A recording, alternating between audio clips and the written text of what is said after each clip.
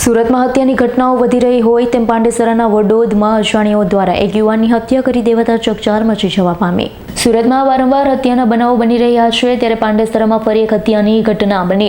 વાત એમ છે કે પાંડેસરા વડોદ ગામ ખાતે આવેલ બાપુનગરમાં 36 વર્ષીય રાજ ઉર્ફે માલ્યાની અજાણ્યાએ ચપ્પુના ઘા ઝીકી હત્યા કરી।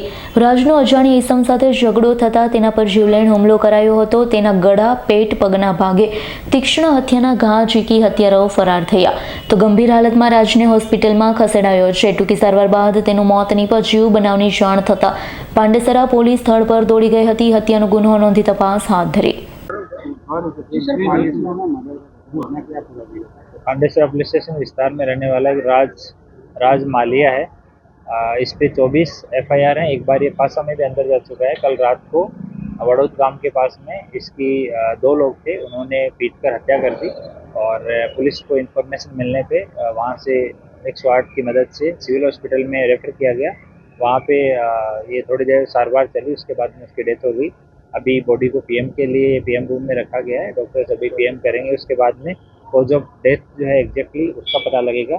और इस स्थल पे हम FSL की टीम के साथ में पंचनामा कर रहे हैं और आरोपी जो साथ में बैठे थे उनको जो उस टाइम पे आसपास लोग हाजिर थे उनकी पूछताछ करके उनके नाम आइडेंटिफाई किए गए हैं और अभी हमारी टीम लगी हुई है उनको पकड़ने के लिए।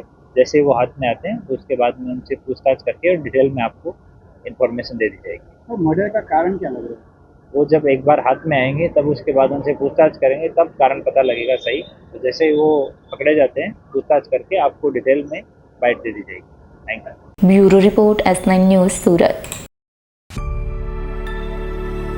અમારી તમામ માહિતીથી અપડેટ રહેવા માટે જોડાયેલા રહો S9 ન્યૂઝ સાથે।